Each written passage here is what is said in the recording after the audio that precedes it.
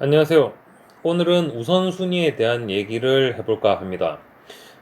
우선순위는 정말 너무나도 중요한 개념. 이거는 회사 생활뿐 아니라 인생에 있어서도 너무나 중요한 개념입니다. 선택의 문제고요. 그 다음에 우선순위가 생기는 이유는 저희의 우리가 가진 자원 자체는 제한이 있기 때문입니다. 회사의 예를 들어서 회사가 막대한 자본, 거의 무한에 가까운 돈이 있고, 그리고 인력을 언제든 무한정으로 고용할 수 있고, 그 다음에 이 일에 대해서 시간적인 제약이 전혀 없다고 가정하면 우선순위라는 개념이 나올 이유도 없겠죠. 많은 돈으로 언제 할지 모르지만 사람을 무한정 써서 일을 하면 되니까 우선순위라는 개념이 필요가 없을 겁니다. 근데 현실의 세계에서는 회사에서는 언제나 최적의 방법으로 일을 하기를 원하죠. 최적의 방법이란 건 최소한의 돈을 써서 최소한의 인력을 써서 최대의 효과를 빠르게 거두는 이런 최적의 상황을 요구하는 것이 회사의 상황이기 때문에 그래서 우선순위라는 개념이 나오게 됩니다. 우선순위는 결국 선택의 개념이라고 했고 두 가지 혹은 세 가지 이상 중에서 뭔가를 우선적으로 골라낸다는 개념일 거고요. 반대로 말하면 나쁜 것을 빼낸다는 개념으로 반대로 생각할 수도 있을 것 같습니다. 그렇다면 저희가 흔히 알고 있는 기회비용이라는 개념과도 연결이 될 수 있을 것 같고요. 그래서 우선순위가 중요한 건 일단 저희에게 제약이 있기 때문이고요. 제약이 있는 게 그렇게 나쁜 상황이라고는 생각하지 않습니다. 왜냐하면 제약이 없는 상황에서는 어, 항상 뭔가 풍부하다면 우리는 노력을 하지 않을 거예요. 그러면 현상 유지밖에 되지 않겠죠. 항상 편한 상태로. 근데 제약이 있기 때문에 그 제약 속에서 어떻게 더 잘할 수 있나를 고민하면서 저희는 더 창의적이 되고 뭔가 혁신적인 방법을 만들어내는 경우가 많습니다. 그래서 이 희소성, 자원의 희소성이 그렇게 나쁘지는 않은 상황이지만 이 상황을 어떻게 이용하느냐, 어떻게 우선순위를 식별하느냐에 따라 상황이 최악이 될 수도 있고 더 좋아질 수도 있기 때문에 우선순위는 정말 중요하다고 볼 수 있습니다. 자원의 희소성 측면에서 얘기를 했는데요. 첫 번째는 정신적인 자원입니다. 저희가 우선순위를 두지 않고 일을 여러 가지를 처리했을 때 한 사람이 처리할 수 있는 일이 동시에 처리할 수 있는 일이 두 가지 이상만 넘어가도 이 사람의 능률도 효율성이 극도로 떨어집니다. 왜냐하면 컨텍스트 스위칭이라는 개념이 있는데요. 사람은 기계가 아니기 때문에 컴퓨터를 Alt 탭해서 프로그램을 바꾸면 즉시 프로그램이 바뀌듯이 사람은 그렇게 일 간의 일 사이에서 전환을 그렇게 빠르게 할 수가 없습니다. 그러면 예를 들어서 A라는 업무를 하다가 B라는 업무로 넘어갈 때는 B라는 업무와 A라는 업무가 종류가 다르면 그거에 대한 마음의 준비도 필요할 거고요. B에 대한 컨텍스트를 파악하는 뭔가 시간도 필요할 수 있고요. 그 둘간을 왔다 갔다 하고 혹은 3개, 4개를 왔다 갔다 하면 실제 일을 하는 시간보다 컨텍스트 스위칭에 드는 시간이 훨씬 더 비효율적일 겁니다. 또 하나는 실질적인 시간인데요. 사람이 당연히 더 많은 일을 하면 시간이 더 많이 필요할 텐데 사람에게 시간은 24시간 하루 한정적이죠. 그러면 한정적인 시간에 신경 쓸 거리가 많아지면 당연히 품질이 떨어질 겁니다. 그렇기 때문에 우선순위는 정말 중요한데요.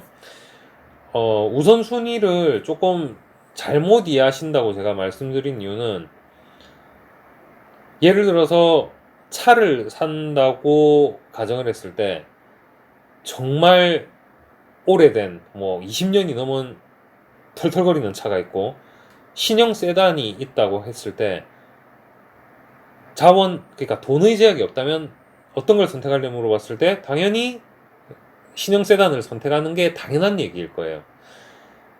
그래서 우선순위라는 건 당연히 뺄 수 있는 어떤 옵션들은 우선순위의 개념에 넣을 이유도 없습니다. 근데 현실 세계에서의 우선순위가 어려운 이유는 전부 다 비슷하게 좋은 점들이 있는 상태에서도 결정을 해야 되기 때문에 그게 어려운 거예요.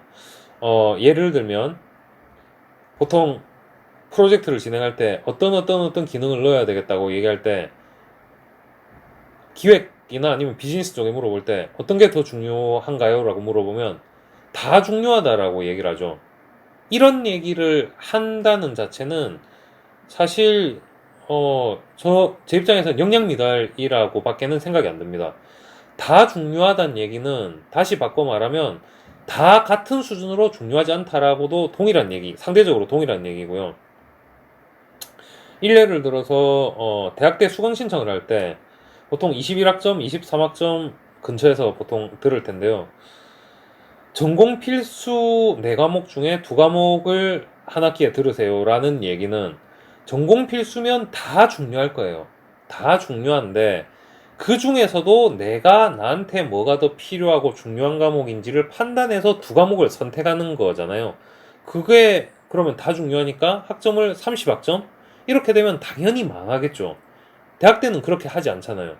근데 왜 직장에서 일을 할 때 뭐가 더 중요한 기능인가요? 라고 물어보면 다 중요해요. 이런 말을 하는지 저는 사실 이해가 잘 되지 않습니다. 미팅도 마찬가지예요. 하루 종일 미팅을 하는 사람이 있는데 이 사람한테 왜 다 미팅이 그렇게 많으세요? 라고 하면 다 중요한 미팅이에요. 다 제가 들어가야 되는 미팅입니다. 라고 얘기를 하는데 말이 안 되는 얘기죠. 이런 분들 특성은 회의실 조율이나 참석자 조율도 되게 힘들어요. 미팅이 많기 때문에. 그러면은 죄송한데 오늘은 뭐 워킹 런치로 점심시간에 미팅을 해야 될 것 같습니다. 죄송하면 안 해야죠. 우리의 업무 시간이 있고 다른 사람들의 어떤 그 점심시간이 보장돼야 되는데 자기 마음대로 워킹 런치라는 그걸 초대한다는 자체는 미팅의 중요성을 식별해서 우선순위를 책정하지도 못했고 상대의 점심시간을 소중하게 여기지도 않았다는 점에서 대단히 비즈니스 매너가 없는 행동이라고 볼 수 있습니다. 스마트하게 일을 하시는 분이라면 이런 행동을 절대 해서는 안 되고요. 그래서 우선순위라는 거는 항상 중요한 겁니다. 더하는 것보다 어떤 걸 뺄지가 훨씬 중요하고요. 직장 생활 중에 그 빼내는 걸 못하는 분들이 대다수입니다. 그럼에도 불구하고 빼내는 게 중요해요. 예를 들어서 리모컨의 예를 제가 종종 드는데요. 이렇게 길쭉한 리모컨이 있어요. 근데 거기 버튼들이 수없이 이렇게 있는데 그 중에 과연 사용자가 직접 눌러서 사용하는 버튼이 과연 몇 개나 될까요? TV 리모컨이 이만하다 치면 채널 바꾸고 볼륨 바꾸고 전원 버튼, 이전 버튼, 뮤트 버튼 그 외에 눌렀던 기억이 별로 없는 것 같거든요. 근데 왜 그럼 리모컨에는 그만큼의 버튼이 있었을까? 그게 고객 위주의 마인드가 아닌 개발자의 마인드에서 우선순위를 식별하지 않고 무조건 다 맞기 때문에 생긴 현상입니다. 이 버튼? 뭐 가이드 해야 되니까 가이드 버튼 있어야 될 것 같네. 뭐 빨리 감기 버튼, 대감기 버튼 등등 설정 버튼 뭐 그냥 다 한 군데 그냥 다 쫙 넣은 거죠. 물론 뭐 제가 예를 잘못 든 게 설정이나 뭐 이런 버튼이야 당연히 자주 누르진 않더라도 있어야 되는 버튼이겠지만 그 외에 생각조차 나지 않는 그 많은 버튼들 한 번도 누르지 않은 버튼들이 많이 있다는 걸 아마 리모컨을 한번 보시면 아실 수 있을 것 같아요. 그래서 우선순위가 이렇게 중요한데 그러면 기업에서는 우선순위를 어떤 식으로 해야 될 거냐? 일단 작은 프로젝트 단위에서는 애자일 방식으로 스프린트 단위로 이렇게 범위를 정해서 잘게 끊어서 가는 경우가 있죠. 그럴 경우에는 우선순위가 낮은 거는 다음 스프린트로 넘겨서 우선순위에 대해서 그 개념을 맞게 이렇게 진행하는 걸 볼 수 있습니다. 다른 계획이라는 관점에서 보면 보통 분기 계획이나 아니면 반기 계획, 연간 계획 같은 걸 세울 때 보통 흔히 회사에서 쓰는 그 개념이 KPI라는 개념을 많이 쓰죠. 어떤 키로 그 퍼포먼스에 대해서 측정할 건지 KPI라는 개념을 많이 쓰고 또 피터 드러커 같은 분이 얘기를 한 MBO라는 개념도 많이 쓰는 걸로 알고 있습니다. 근데 최근 들어서 스타트업이나 조금 혁신 빠른 스피드를 강조하는 기업에서 많이 쓰이는 지표 방식이 OKR이라는 방식이 많이 쓰여요. OKR이라는 건 그 존도라는 분이 쓴 책을 한번 보셔도 좋을 것 같은데요. 인텔에 있다가 이분이 구글에 와서 OKR이라는 방식을 전파를 합니다. OKR은 오브젝티브와 키 리절트로 구성된, 그래서 OKR인데요. 오브젝티브는 우리의 어떤 큰 목표예요. 이런 목표가 우리는 오브젝티브가 있고, 그 다음에 KR, 키 리절트. 어떤 키 리절트를 달성하면, 이런 키 리절트를 달성하면 우리의 목표를 성취할 수 있어. 라는 식으로 오브젝트와 키 리절트가 쌍으로 이렇게 이루어지는데요. 어떻게 생각하면 KPI로 잡은 목표나 또는 뭐 MBO로 잡은 목표와 뭐가 달라라고 생각할 수도 있겠지만 OKR에는 약간 그 스피드, 애자일 한 방식을 강조한 게 그 개념이 녹아져 있습니다.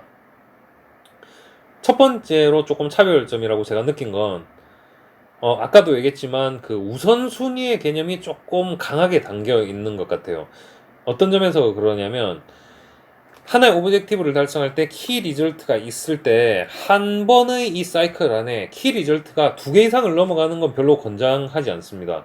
왜냐면 사람들이 우선순위를 매기고 집중한다라고 얘기하지만 아까도 얘기했지만 3개, 4개, 5개를 다 담아서 이거 다 우선순위예요. 다 집중할 거예요.